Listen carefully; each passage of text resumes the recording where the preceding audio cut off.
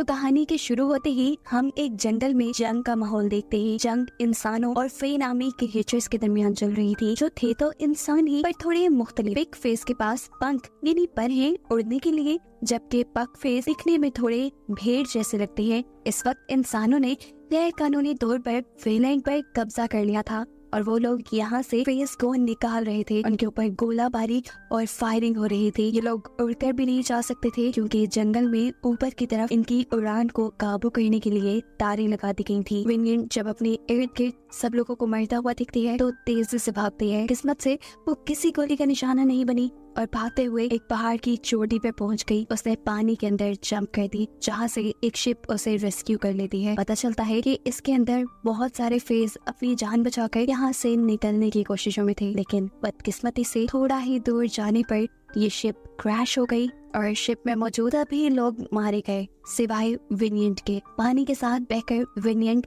बर्ज city के अंदर आ जाती है और उसे यहाँ पर बंदी बना लिया जाता है। जो शिप तबाह हुई थी वो एस्ट्रा नामी एक अमीर आदमी की थी, जिसने बस अभी अभी उस शिप के ऊपर बहुत सारा पैसा इन्वेस्ट किया था, लेकिन अफसोस कि उसका सारा पैसा डूब गया और इसके बदले में उसे मिली सिर्फ विनियंट, जिसका वो क्या भी करता वो उसे अपने घर पर अपनी बहन इमेजेंट के सर्वेंट के तौर पर रख लेता है। इसी टाइम इमेजेंट अपने भाई एस्ट्रा को बताती है कि हमारे सामने वाला घर भी बिक चुका है। सुना है किसी ने बहुत बड़ी बोली लगाकर उसे खरीदा है और आज वो शिफ्ट भी हो जाएगा। एस्ट्रा को इस चीज में खास इंटरेस्ट नहीं था, लेकिन इमेजेंट को था क्योंकि वो अभी तक सिंगल थी और इस आस में थी कि शायद उसके घर के बाहर कोई हसीन शहजादा रहने आएगा। आज इमेजेंट विनियंट को मार्केट भेजती है किसी काम से, तो वो काम के बहाने कार्निवल रो भी चली जाती है, जहाँ प्रोस्टिट्यूट्स काम किया करती थी, जिनमें से एक विनियंट की दोस्त भी थी। उसके दोस्त उससे मिलकर बहुत ज्यादा खुश थी और जब उसकी दोस्त ने देखा कि विनियंट ने विडो वाले बाल रखे हुए हैं तो वो उसे एक कड़वा सच ये बताती है कि फाइलो अभी जिंदा है और इस टाइम पुलिस में इंस्पेक्टर है।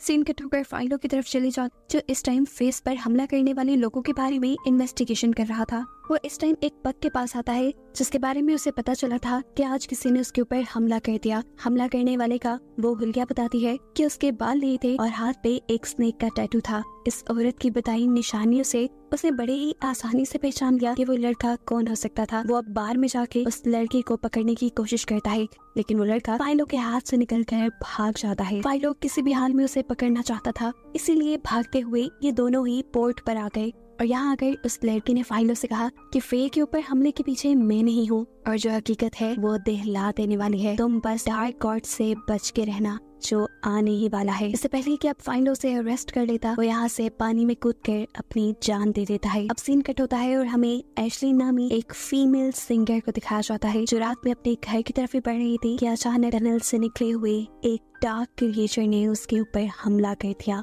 और उसे टनल के अंदर ले जाकर मार डाला। क्योंकि एशलिन भी पिक यानी उड़ने वाली फे थी, जिसने अपनी जान बचाने के लिए उड़ने की कोशिश भी की थी, लेकिन वो नाकाम रही। अब यहाँ विंगनेट, जिसे पता चल गया था कि फाइलो मरा नहीं है, वो फाइलो के झूठ से बहुत ज्यादा गुस्सा थी। वो अपनी वीडियो वाले बाल भी काट देती है और बदला लेने के लिए उड़ते हुए फाइलो के पास पहुंचती है। वो उसे मार ही देना चाहती थी, लेकिन रुक गई। वो अभी भी फाइलो से प्यार करती थी, इसीलिए वो मार नहीं पाई। वो फाइलो को बताती है कि उसके मर जाने की खबर ने उसे तोड़ दिया था, लेकिन जब मुझे ये हकीकत पता चली कि तुमने मुझसे झूठ बोला तो मुझे तुम्हारे मरने से भी ज्यादा दुख हुआ। इससे पहले कि फाइलो कुछ भी बोल पाता, वो वहाँ से उठकर चली जाती है और उसे बोलने का एक मौका नहीं देती। सुबह होने पर हमें असेंबली का एक सीन दिखाया जाता है। असेंबली का माहौल काफी गर्म लग रहा था। असल में ऑपोजिशन के लोग फेस के शहर में रहने के खिलाफ थे, जबकि काउंसलर उनके हक की बात करता था, क्योंकि ये जगह जहाँ इस टाइम इंसान रह रहे थे ये फेस का ही तो शहर था। बेशक इंसानों और फेस के दरमियान में होने वाली जंग में वे हार गए थे, लेकिन फिर भी जितने यहाँ फेस थे उनके भी तो कुछ हक हैं, कुछ राइट्स हैं, जिनका काउंसलर ख्याल रखना चाहते हैं।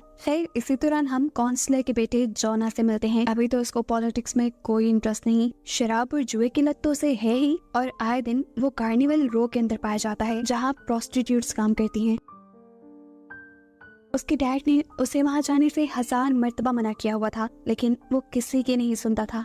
और ऐसे ही एक दिन जब वो कार्निवल रो गया तो आधी रात में उसे किसी ने किडनैप कर लिया। ये बात जैसे ही काउंसलर और उसकी वाइफ को पता चलती है वो तड़प जाते हैं। काउंसलर अपनी वाइफ को यहाँ पर दिलासा देता है और कहता है तुम रिलैक्स रहो, देखो जिसने भी उसे किडनैप किया है अभी वो अपनी डिमांड्स के लिए हमें कॉल करेगा, हम उसकी डिमांड पूरी करेंगे और जोना सही सलामत हमारे पास आ जाएगा। वो यहाँ जोना के बॉडीगार्ड को भी जॉब से निकाल देते हैं क्योंकि वो जोना की हिफाजत नहीं कर पाया था। काफी दिन गुजर जाते हैं, जोना का कुछ पता नहीं चलता और ना ही कोई जोना के लिए कोई डिमांड करता है। तब काउंसलर की वाइफ उसे एक मशवरा देती है, क्यों ना हम ब्लैक विच को बुला के उसके जादू से अपने बेटे का पता चलवाएं। काउंसलर को इन सारी चीजों पे यकीन तो नहीं था, लेकिन अपनी वाइफ के लिए वो मान जाता है और फिर ब्लैक विच उनके घर आती है और उनके पेट वुल्फ की सेक्रीफाइस देने के बाद वो काउंसलर की फैमिली को बताती हैं कि जोना को किसी ऐसे इंसान ने किडनैप किया हुआ है जो चांसलर को बहुत अच्छे से जानता है। ना सिर्फ ये बल्कि वो चांसलर को गिराना भी चाहता है, कमजोर दिखना चाहता है। ये सुनकर चांसलर समझ गए कि सबके पीछे उनके ओपोनेंट लीडर लॉन्चर बेही हैं। लेकिन असल हकीकत हमें अगले सीन में पता चलती है कि असल में जोना को लॉन्चर बेनी नहीं बल्कि उसकी अपनी मॉम ने किडनैप किया था और ब्लैक विच से एक प्लान के तहत काउंसलर के सामने झूठ बुलवाया। इस सब के पीछे उनके दिमाग में क्या चल रहा है ये आगे ही पता चल पाएगा। सीन कट होता है और अब हम इमेजेंट और एज़रा को देखते हैं। ये दोनों अपने नेबर से मिलने वाले थे जो अभी इनके सामने वाले शानदार घर में शिफ्ट हुआ था। घर जाने पर पता चलता है कि उनका नेबर कोई इंसान नहीं बल्कि एक फे था, एक भेड़ जैसा दिखने वाला फे।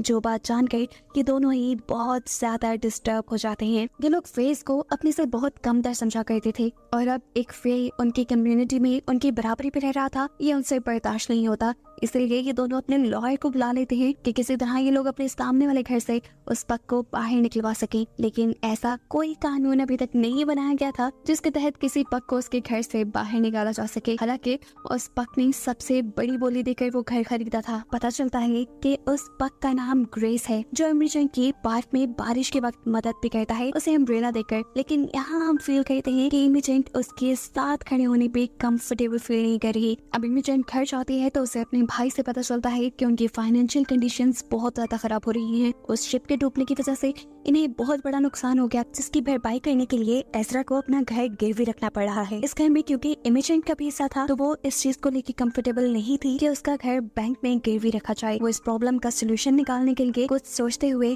अपने घर के सामने रहने वाले पग को ही अपने घर पे चाय की दावत देते हैं क्योंकि उसे उम्मीद थी कि ग्रेस उसकी हेल्प जरूर करेगा जब वो देखेगा कि इमेजेंट ने खुद उसे अपने घर बुलाया है। अब गलती इमेजेंट ने ये की कि उसे घर के पिछले दरवाजे से बुलाया और बहाना किया कि घर का पहला दरवाजा रिपेयर हो रहा है। हालांकि ऐसा कुछ नहीं था और ये बात ग्रेस समझ गया था। उसे कहता है, मैं जानता हूँ तुमने मुझे पिछले दरवाजे से इसलिए बुलाया ताकि आसपास के लोग ये ना देख ले कि मैं तुम्हारे घर आया हूँ। इसे गुस्से में वो उठ के चला जाता है और इमेजेंट की बात नहीं सुनता। अब रात में इमेजेंट का भाई यानी एज़रा नशे की हालत में विनियट के साथ ज्यादती करने की कोशिश करता है, लेकिन विनियट यहाँ उसे मारकर भाग जाती है। विनियट के भाग जाने का जब सवाल इमेजेंट एज़रा से करती है तो वो उसे कहता है कुछ चुरा कर भाग गई होगी। इस चीज के गुस्से में इमेजेंट उसकी कंप्लेंट करने के लिए पुलिस स्टेशन पहुंच जाते हैं जहां पर था फाइलो। पुलिस इंस्पेक्टर विनियट के बारे में गलत बात उससे बर्दाश्त नहीं हुई और उसने फैसला किया कि वो विनियट को आजाद करवाएगा। इसलिए पहुंच गया वो एज़रा के पास उसका कॉन्ट्रैक्ट लेने और फिर उसे डरा धमका कर आखिर उसने विनियट को एज़रा की कैद से और एज़रा की गुलामी से आजाद करवा दिया। ये सब करने के बाद अब वो क्राइम सीन पे पहुंचता है। क्राइम सीन पे आकर उसे मिली एशलिन की लाश जिसे बहुत ही ज्यादा बुरे तरीके से मारा गया था। उसको मारने के बाद उसका पेट फाड़ कर उसकी आंतों को जगह जगह फैला दिया था। ऐसा बुरा मर्डर उसने अपनी जिंदगी में पहली मर्तबा देखा था। हैरानी की बात थी इतने अजीब मर्डर के पीछे कौन हो सकता था। खैर इन्वेस्टिगेशन के दौरान फाइलो को पता चलता है ये एशलिन थी, एक फीमेल फेस सिंगर। इन्वेस्टिगेशन को आगे बढ़ाने के लिए उन्हें पोस्टमार्टम करना था लेकिन सभी इंसान उसका पोस्टमार्टम करने से मना कर देते हैं तो मजबूरन फाइलो जाता है एक बुचर के पास जो खुद भी फे ही था और उसने ये काम कर भी दिया। पोस्टमार्टम के दौरान ही फाइलो को पता चलता है कि एशलिन की डेड बॉडी को देखने के लिए फेस की एक मॉन्क आई है। वो उस पर अपने कुछ रिचुअल करना चाहती थी ताकि उसकी सोल को सुकून मिल जाए और ये करते हुए उसे मालूम होता है कि एशलिन को मारने वाला ना ही तो कोई इंसान है और ना ही फे जैसा हम देख भी चुके हैं। और एक अजीब बात फाइलो को एशलिन का पोस्टमार्टम करने वाला बुचर ये बताता है कि एशलिन का लिवर उसकी बॉडी से गायब है। सीन कट होकर हम विनियट को देखते हैं जो एस्ट्रा की गुलामी से छूटने के बाद काम की तलाश में फेस के एक ग्रुप के पास आई है। ये रेबल्स का ग्रुप है जो फेस की आजादी के लिए लड़ता है। यहाँ पर गद्दारों की कोई जगह नहीं। ये बात विनियट को समझ आ जाती है जब उनकी लीडर विनियट के सामने एक आदमी को मार डालती है क्योंकि वो गद्दार था। अब वो लीडर विनियट की वफादारी चेक करने के लिए उसे टास्क देती है कि तुम पुलिस हेडक्वार्टर जाकर वहाँ से पुलिस का फ्लैग उतार के लाओ। बिना सोचे समझे उड़ते हुए वो जाती है और फ्लैग उतारने लग जाती है। उसके पीछे काफी सारे पुलिस ऑफिसर लग चुके थे और फाइलो भी। फाइलो उसे रोकने की कोशिश भी करता है लेकिन वो फाइलो को धमकी देती है, हट जाओ मेरे रास्ते से वरना मैं तुम्हारी सच्चाई सबको बता दूंगी। और ये सुनकर फाइलो को उसे छोड़ना पड़ता है। शायद वो अपने सीक्रेट के बारे में सुनकर थोड़ा दुखी हो गया था। यही दुख बांटने के लिए वो अपने एक फेक दोस्त के पास जाता है जो इस टाइम जेल में था। कहानी अब फ्लैशबैक में जाती है और हमें मालूम होता है कि ये दोनों पास्ट में सोल्जर्स थे और इनकी बटालियन ने ही फेस के इस शहर पर हमला किया था। उस टाइम ये पूरी बटालियन एक विलेज के अंदर रुकी थी जहाँ की एक लाइब्रेरी के अंदर फाइलो जाता है और एकदम से उसके ऊपर पीछे से कोई हमला कर देता है। ये कोई और नहीं बल्कि विनियट ही थी जो इस लाइब्रेरी की हिफाजत किया करती थी। फेस के लिए ये लाइब्रेरी बहुत इंपॉर्टेंट थी, वो उसकी बहुत वैल्यू करते थे। यहाँ तक कि इस लाइब्रेरी की लोकेशन को भी सबसे छुपा के रखते थे। फाइलो को यहाँ देखकर विनियट उससे पूछती है, तुम कौन हो, यहाँ आने का मकसद क्या है तुम्हारा? जवाब में फाइलो कहता है, मैं बस चलते हुए यहाँ गया था, मैं इस जगह के बारे में किसी को नहीं बताऊंगा। ये सुनकर विनियट की लीडर फाइलो को तो यहाँ से जाने की इजाजत दे देती है लेकिन विनियट को काम देती है हमेशा उसके ऊपर नजर रखने का। विनियट फेस की आर्मी में थी, उसे बहुत सारे काम भी करने पड़ते थे। जैसे जब इनकी टेलीग्राफ की लाइन खराब होती है तो उसे भी विनियट ही ठीक करने जाती है और जब विनियट लाइन ठीक कर रही होती है तो अचानक उनके ऊपर हाफ वुल्फ हमला कर देते हैं। जो थे तो इंसान ही लेकिन उन्होंने अपने आप को इंजेक्शन लगाकर वुल्फ यानी भेड़िए में बदल दिया था। ये लोग उन हाफ वुल्फ्स को तो हराने में कामयाब हो गए लेकिन विनियट और फाइलो के एक साथी को एक भेड़िए ने काट लिया और इसी वजह से बड़ी चांद की रात को वो खुद भी एक भेड़िए में बदल गया। वो अपना राज किसी को नहीं बताना चाहता था लेकिन फाइलो ने उसी रात उसे देख लिया। उसका साथी उसे बताता है कि ये सब सिर्फ बड़े चांद की रात को होता है, उसके अलावा वो बिल्कुल नॉर्मल रहता है। तब फाइलो जवाब में कहता है, तुम परेशान नहीं हो, मैं इस बात का जिक्र किसी से नहीं करूंगा। फिर सीन कट होता है और दिखाया जाता है कि फाइलो पे नजर रखते रखते विनियट फाइलो को पसंद करने लगी थी और यहाँ फाइलो भी, और ऐसे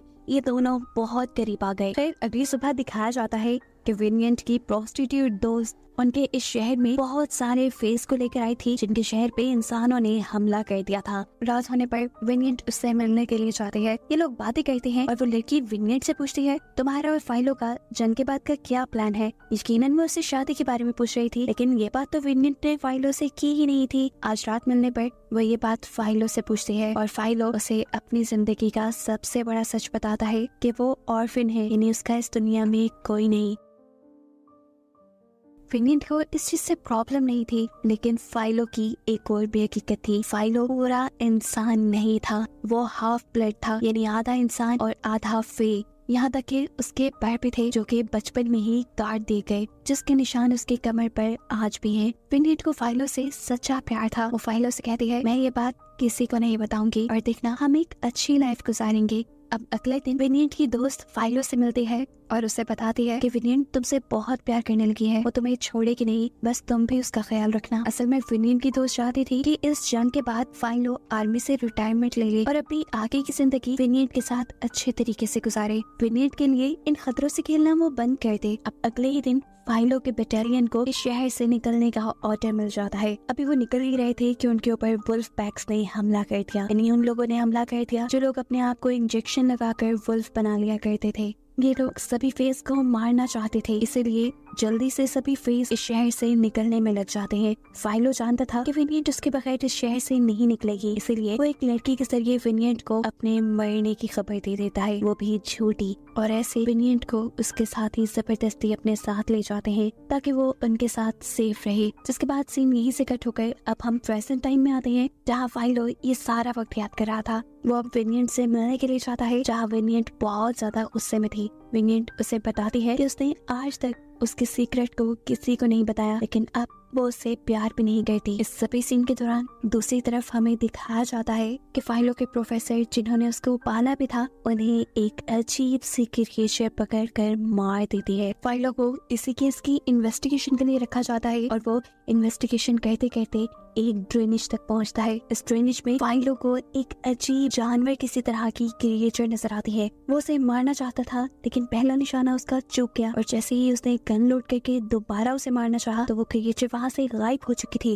वो क्रिएचर क्या थी ये जानने के लिए वो फेस के मॉन्क के पास जाता है। इन्होंने एशलिन के पोस्टमार्टम के टाइम फाइलों को ऐसे ही किसी क्रिएचर के बारे में बताया था, लेकिन उस टाइम फाइलों ने इनके ऊपर एतबार नहीं किया था। इस टाइम सवाल करने पे मॉन्क उसे बताती है वो क्रिएचर डार्क एशर है। इस डार्क एशर को मरे हुए इंसान और जानवरों के ऑर्गन्स को मिलाकर बनाया जाता है और फिर काले जादू से उसके अंदर जान भर दी जाती है। उसे इस थ्योरी पर अभी भी यकीन नहीं था। वो जब तक खुद ना देख लेता उसे कैसे यकीन आता, इसीलिए वो डार्क विच के पास जाता है और उनसे अपने लिए एक डार्क एशर बनाने को कहता है। डार्क विच उसे बताती है कि वो क्रिएचर तो मैं बना दूंगी, लेकिन उसके लिए मुझे तुम्हारे जिस्म की कुछ चीजें चाहिए होंगी और फिर ये क्रिएचर सिर्फ तभी मरेगा जब तुम खुद मरोगे, क्योंकि ये क्रिएचर अपने मालिक के मरने पे मरती है। ये डार्क विच उसे ये भी बताती है कि पहले जो डार्क एशर लोगों के ऊपर हमला कर रहा है वो उनके लिवर इसलिए ले जाता है क्योंकि लिवर के जरिए उन्हें लोगों की वो सारी इंफॉर्मेशन पता चल जाती है जो वो अपने अंदर ही छुपा कर रखते थे।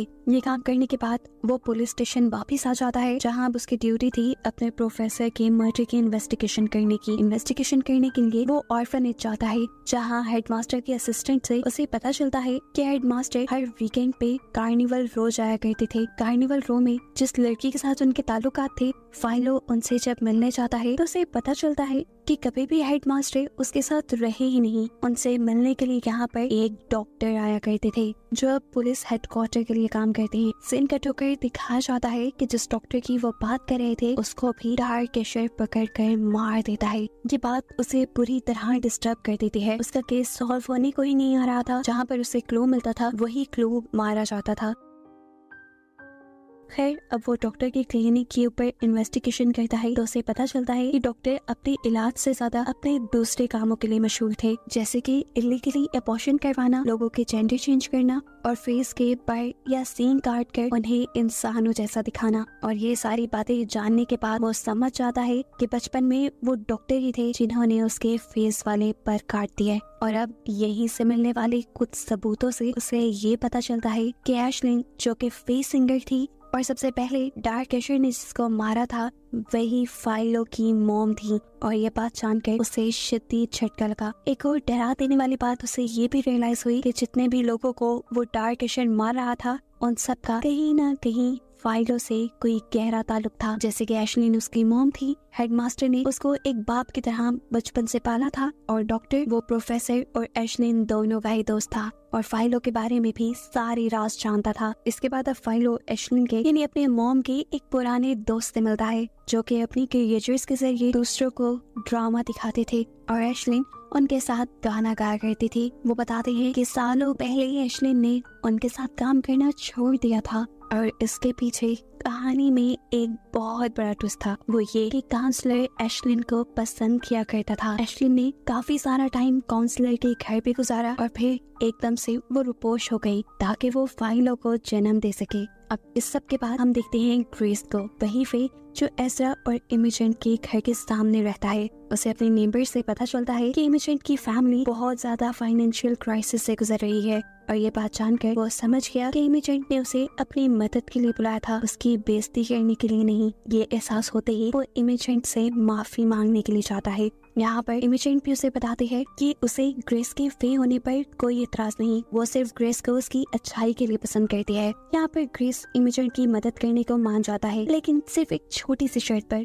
कि इमेजन उसकी मदद करेगी यहाँ के लोगों में घुलने मिलने में। इमेजन मान जाती है और अगले ही दिन अपने घर एक टी पार्टी अरेंज करती है जिसमें उसने अपने सारे ही नेबरहुड को बुलाया था जो सभी लोग काफी अमीर थे। इसी पार्टी में उसने ग्रेस को एज चीफ गेस्ट बुलाया हुआ था। हालांकि एज़रा यानी उसका भाई इमेजन के इस फैसले से बिल्कुल खुश नहीं था। तब इमेजन उसे कहती है, देखो इस घर में मेरा भी हिस्सा है और मैं इस चीज से बिल्कुल कंफर्टेबल नहीं हूँ कि तुम मेरी प्रॉपर्टी बैंक में लीज कर दो। ग्रेस हमारी मदद कर रहा है और हमें उसकी मदद की भी जरूरत है। अगले दिन पार्टी के अंदर हम देखते हैं कि सभी लोग आए हुए थे और इमेजन सभी लोगों को ग्रेस से इंट्रोड्यूस करवाती है। बातें चलती रहती हैं और बातों ही बातों में यहाँ पर मौजूद इंसान यानी इमिटेंट के लोग क्रिस का मजाक उड़ाना शुरू कर देते हैं। ऐसे क्रिस को गुस्सा आ जाता है और वो पार्टी छोड़कर जाने ही वाला था, लेकिन तभी एस्ट्रा ने एंट्री कर ली। अपनी सारी गुरूर, अपनी सारी शर्तों को साइड पर रखते हुए उसने जाकर खुद क्रिस से हाथ मिलाया और उसे फील करवाया कि वो और इंसान बिल्कुल इक्वल हैं, ताकि वो नाराज ना हो और उनकी डील भी खराब ना हो। और ऐसे बाकी सारे लोग भी क्रिस की इज्जत करने पर मजबूर हो गए। क्रिस ये देखकर काफी सेटिस्फाई था कि एज़रा और इमिटेंट ने अपनी बात को पूरा किया, इसलिए वो उनकी मदद करने के लिए एक चेक उन्हें दे देता है। अब इमिटेंट को भी क्रिस उसकी आदतों और उसकी अच्छाई की वजह से और भी ज्यादा पसंद आने लगा था। वो उसके साथ ज्यादा से ज्यादा वक्त गुजारने लगी थी, उसके साथ पार्टीज में जाने लगी थी। उसकी जहानत और बिजनेस कन्वर्सेशन से वो बहुत इम्प्रेस थी। हालांकि अक्सर ऐसी नजरें उसे डिस्टर्ब कर देती थी जो उन दोनों को एक साथ जज करती थी। सीन कट होकर हम काउंसलर से मिलते हैं, जिसके बेटे को उसकी अपनी मॉम ने अरेस्ट करवाया था, लेकिन इल्जाम था लॉन्जर पे यानी काउंसलर के ओपोनेंट पे। काउंसलर अब उसे पुलिस के जरिए पकड़वा लेता है और उसे कहता है कि अगर तुम मेरे बेटे का पता मुझे सही बता दोगे तो मैं तुम्हें फौरन छोड़ दूंगा। लेकिन लॉन्जर पे को कैसे पता हो सकता था उसके बेटे का? वो उससे कहता भी है कि मैंने तुम्हारे बेटे को किडनैप नहीं किया। ऐसे काउंसलर को लगता है कि वो झूठ बोल रहा है और वो उसे बंदी बना लेता है। अब यही कैद में काउंसलर की वाइफ लॉन्जर से मिलने जाती है और जाते ही सिंपैथी दिखाते हुए उसे जहर का प्याला पिला देती है, जिससे वो मर जाता है।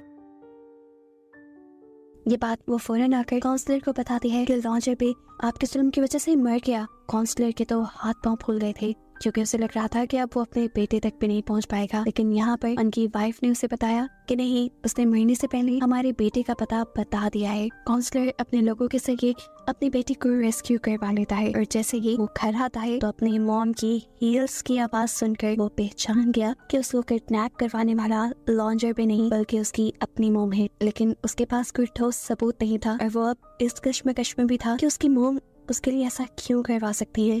वो इन चीजों पे वो ध्यान नहीं देना चाहता था, इसलिए वो अपने डैड से यहाँ से कहीं दूर चले जाने की बात करता है। पहले भी कौन सा वो अपनी फैमिली के साथ कोई अच्छा टाइम स्पेंड करता था, ज्यादा टाइम उसका कार्निवल रो में ही गुजरता था। तब उसकी मॉम उसे कहती है, देखो मुझे किसी ने बताया था कि मेरा हस्बैंड और बेटा कोई बहुत ही नामवर इंसान होंगे और ये प्रोफेसी पूरी भी हुई है। देखो तुम्हारे डैड एक काउंसलर है और अब तुम्हें भी एक बड़ा आदमी बनना है, तो इन सारी चीजों को छोड़ो और अपने ऊपर फोकस करो। सीन कट होकर अब हमें विनियंट को दिखाया जाता है। आजकल जिस फेस की ग्रुप के साथ वो काम कर रही थी, वो लोग कई मर्तबा विनियंट को फाइलों के साथ देख लेते हैं। वो लोग ये तो नहीं चाहते कि फाइल और विनियंट का आपसी कोई रिश्ता है, लेकिन इस चीज से वो ये अंदाजा जरूर लगा लेते हैं कि विनियंट जरूर फाइलों को यानी पुलिस को उनकी खबरें दे रही है, क्योंकि काफी अरसे से उनकी खबरें भी लीक होने लगी थी। और ये बात पहले से ही हम जानते हैं कि उनके ग्रुप में किसी गद्दार की जगह नहीं। ऐसे में वो विनियंट को मारने ही वाली थी कि तभी विनियंट ने उन्हें यकीन दिलाया कि मैंने पुलिस को आज तक फेस की खबर नहीं दी। तो जवाब में वो लीडर कहते हैं,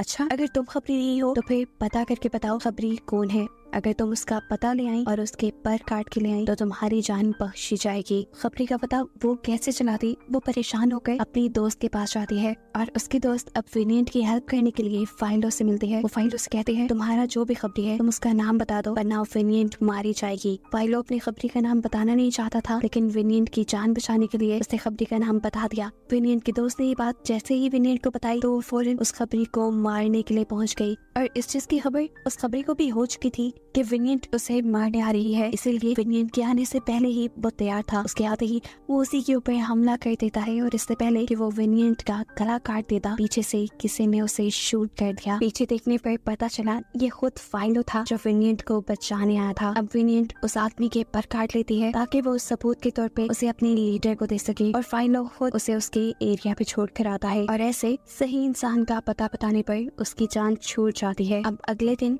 विनियंट को पता चलता है वो लाइब्रेरी जिसकी वो अपनी पूरी जिंदगी में हिफाजत करती रही उसे बर्गिश म्यूजियम के अंदर डिस्प्ले किया जा रहा था। वो फौरन ही अंदर जाती है और वहाँ पर अपनी सारी किताबों को देखकर फूट फूट कर रोने लगती है, क्योंकि वो किताबें, वो चीजें जिन्हें ये लोग सीक्रेट रखते थे, आज वो सभी लोगों के लिए खोल दी गई थी। विनियंट इन सभी को देख रही थी कि यहाँ पर उसे अरेस्ट कर लिया जाता है। यहाँ पर काउंसलर के बेटे का वो गार्ड जिसे काउंसलर ने जॉब से निकाल दिया था, वो भी फेस के एक ग्रुप को ज्वाइन कर लेता है। यहाँ पर सारे पक्ष रहा करते थे जिनका मानना था कि इंसान उन्हें कभी एक्सेप्ट नहीं करेंगे और इस चीज का सबूत वो उसी टाइम देख भी लेते हैं जब एक इंसान बुरी तरह एक पग को पीटने लग जाता है और फिर रात होने पर ये पूरा पग का ग्रुप उस इंसान को पकड़ के लाते हैं और बुरी तरह एक रिचुअल करते हुए मार डालते हैं। सीन कट होकर अगले सीन में हमें दिखाया जाता है कि काउंसलर का बेटा अब अपने फ्यूचर के लिए काफी सिंसियर हो चुका था। उसने गलत काम भी छोड़ दिए थे और अब वो पढ़ना चाहता था और उसके लिए टीचर्स ढूंढे जा रहे थे। अब एशलिन का दोस्त जिसकी क्रिएचर्स को पुलिस ने पकड़ लिया था क्योंकि उसके पास इन क्रिएचर्स को रखने का लाइसेंस नहीं था, आजकल वो बेकार हुआ था, उसके पास कोई जॉब नहीं थी।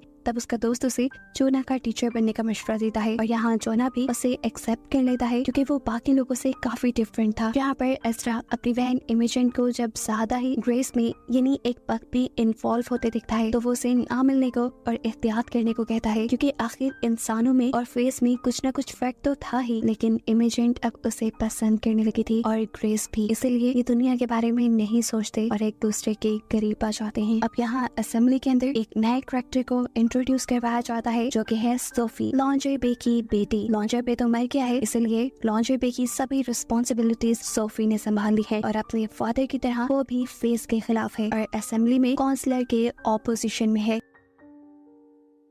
जोना जो ऊपर लाइब्रेरी से नीचे असेंबली को देख रहा था वो इस लड़की से काफी इम्प्रेस हो जाता है। ये दोनों आपस में मिलते हैं और तब सोफी जोना को बताती है कि उसे पॉलिटिक्स में कुछ खास इंटरेस्ट नहीं, लेकिन हाँ वो अपने डैड के सपोर्टर्स को जाने भी नहीं दे सकती कहीं और। ये लोग यहाँ बातें करते हैं और इन दोनों को ही रियलाइज होता है कि उन दोनों की ही आदतें एक दूसरे से बहुत मिलती है। वो लोग दोस्ती भी करना चाहते थे लेकिन कर नहीं सकते थे क्योंकि उन दोनों के ही पेरेंट्स आपस में दुश्मन थे और ना चाहते हुए भी उन्हें ये दुश्मनी का रिलेशन कंटिन्यू करना पड़ रहा था। वक्त गुजरता है और इनका रोज रोज का मिलना चलता ही रहता है और फिर ऐसे एक दिन ये लोग लाइब्रेरी में ही एक दूसरे के करीब आ जाते हैं। यहाँ पुलिस स्टेशन का सीन दिखाया जाता है जहाँ पर फाइलों के सीनियर फाइलों की प्रोग्रेस को लेकर बात कर रही है। उसे जो केस दिए गए थे फाइलों ने अभी तक उनके ऊपर कोई प्रोग्रेस नहीं की थी। इन लोगों को लगता था कि फाइलों करप्शन कर रहा होगा। अब सीनियर फाइलों पे नजर रखने का काम अपनी बेटी को ही देते हैं जिसके घर पे फाइलों एज अ पेइंग गेस्ट रहता था और इन दोनों की आपस में दोस्ती भी थी जो काफी बढ़ गई थी। लेकिन जब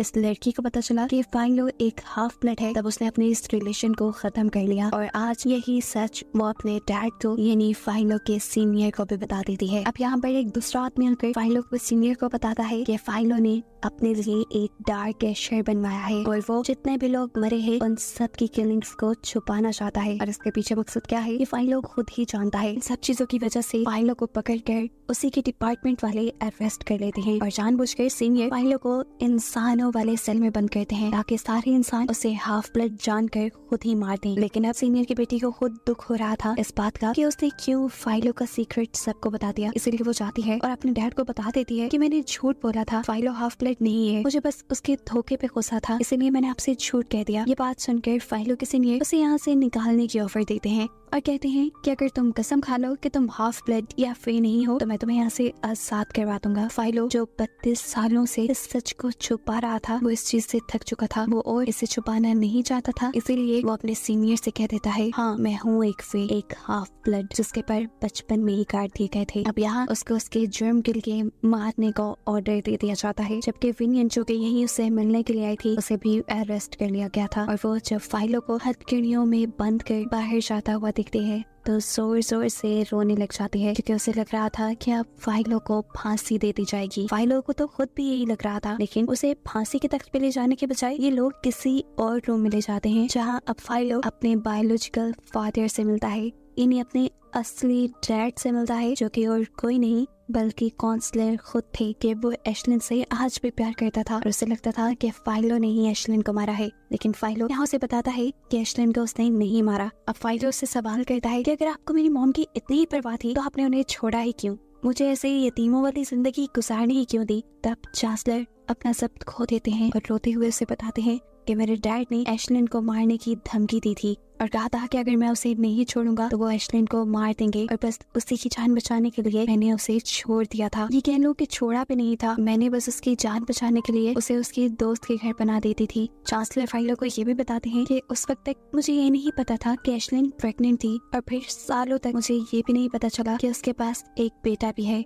यानी तुम भी पैदा हुए। ये सब चीजें जानने के बाद चांसलर अब फाइलो को भी छोड़ देते हैं और उससे वादा करते हैं कि वो विनियट को भी छोड़ देंगे। वो विनियट की रिलीजिंग पेपर पे साइन कर ही रहे थे कि अचानक यहाँ पर उन्हीं का वो गार्ड आ गया जिसको उन्होंने जॉब से निकाल दिया था और वो जाकर बक के ग्रुप से मिल गया था। उसे ब्रेन वॉश करके ये सिखाया गया था कि तुम जितने ज्यादा इंसानों को मारोगे तुम्हारी जिंदगी उतनी आसान हो जाएगी। और वो यहाँ अपनी जिंदगी में जल्दी आसानियां लाने के लिए सबसे पावरफुल इंसान यानी चांसलर को ही मार देता है। दूसरी तरफ चांसलर की वाइफ और उसका बेटा आपस में लड़ रहे थे क्योंकि जोना यानी चांसलर का बेटा सोफी से लॉन्ड्री बे की बेटी से शादी करना चाहता था और इसके लिए उसकी मॉम नहीं मान रही थी। जब वो अपनी मॉम को फोर्स करता है तो आखिर उसकी मॉम को सच बताना ही पड़ा कि सोफी उसकी हाफ सिस्टर है। ये बात सुनकर उसे बहुत बड़ा झटका लगा था। ना चाहते हुए भी उसे अब सोफी से ब्रेकअप करना था और जब वो ब्रेकअप करने जाता है तो उसे मालूम होता है कि सोफी को ये सारी सच्चाई पहले से ही मालूम थी। और अगले सीन में जोना को एक और ट्विस्ट अपनी जिंदगी का ये मालूम होता है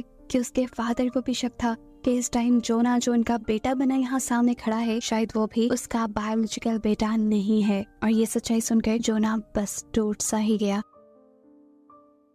दूसरी तरफ अब एज़रा विनियट और ग्रेस को एक साथ देख लेता है और ये चीज उसका दिमाग खराब करने के लिए काफी थी कि उसकी बहन एक पक के साथ रिलेशन में है।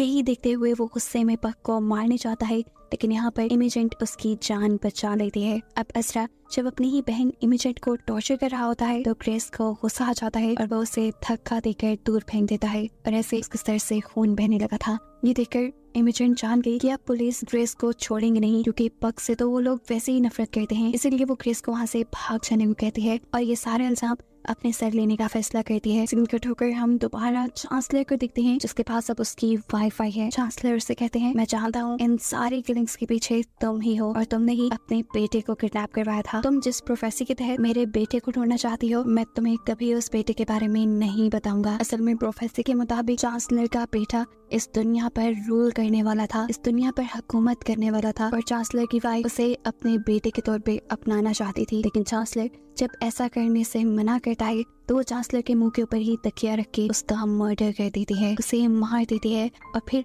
उसकी बॉडी से उसका लिवर निकाल लेती है ताकि वो उसके बारे में सारे सीक्रेट्स पता चला सके। इस लिवर के जरिए वो खुद सिर्फ विनियट के बारे में ही पता चला पाती है जिसे आखिरी मर्तबा चांसलर ने रिलीफ दिया था। बाकी बातें जानने के लिए उसे ब्लैक विच के पास जाना पड़ता जो खुद अपने आप को जहर देकर मार देती है और मरने से पहले उसने फाइलों तक ये खबर पहुंचाती थी कि वो और विनियट दोनों खतरे में हैं। ये कहकर वो मर गई और इससे चांसलर की वाइफ बुरी तरह गुस्से में आ गई। उसे किसी भी तरह चांसलर के बेटे का पता चलवाना था और वो अब विनियट को ही किडनैप कर लेती है। इससे पहले कि वो विनियट को मार देती फाइलो जिसे विनियट के खतरे में होने की खबर मिलती है वो उसे बचाने आ जाता है और उसके पीछे डार्क एशर भी।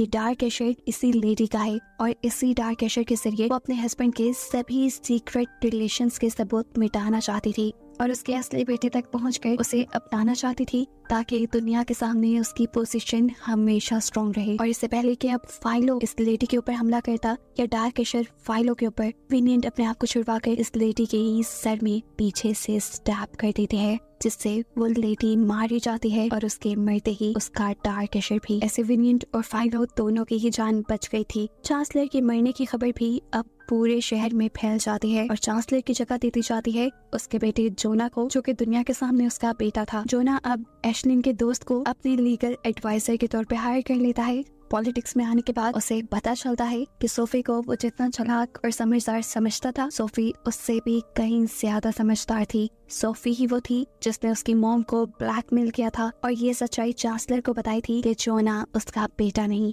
और उसी के चलते ये सारी किलिंग्स हुई थी। ये सारी चीजें जानने के बाद बनता तो था कि वो सोफी से दुश्मनी कर लेता लेकिन वो असेंबली में सोफी को साथ मिला लेता है क्योंकि वो जानता था कि अगर सोफी और वो मिल जाए तो यहाँ बहुत स्ट्रॉन्ग पोजीशन ले सकते हैं। अब जोना भी फेज के खिलाफ हो चुका था और उसने कार्निवल रो से भी सभी फेज को बाहर निकलवा दिया था। इस शहर से भी वो सभी फेज को निकालना चाहता था और दोबारा इंसानों और फेज के दरमियान में एक अजीब सी जंग छिड़ गई थी। शहर में ऐलान कर दिया गया था कि अगर कोई फे उड़ता हुआ दिखा तो उसे मार दिया जाएगा। सिर्फ यही नहीं, बेफसूल पुलिस पक फेज को पकड़ पकड़ के भी मार रही थी। ऐसे में अपनी जान बचाने के लिए हम इमेजेंट और ग्रेस को ये शहर छोड़कर जाते हुए देखते हैं ताकि वो एक नए शहर में अपना एक नया घर बनाकर अपनी जिंदगी की नई शुरुआत कर सके। जबकि एज़रा यानी उसका भाई उसे पीछे से देखता रह जाता है जब जबकि यहाँ शहर में अब दिखाया जाता है कि विनियंट को भी सारे फेस के साथ पकड़ लिया गया था और जबरदस्ती शहर से बाहर निकाला जा रहा था। और इस टाइम वो रो रही थी क्योंकि उसके साथ आज भी फाइलो नहीं था। एकदम से वो पीछे मुड़ के देखती है तो फाइलो भी अब अपनी आइडेंटिटी को सबके सामने रिवील करते हुए उसके साथ आ जाता है। ये दोनों यहाँ गले मिलते हैं और बातें करते हैं कि आज के बाद ये कभी अकेले नहीं रहेंगे। फाइलो को भी विनियट और सभी फेस के साथ दिखाते हुए बस ये सीजन यही एंड हो जाता है।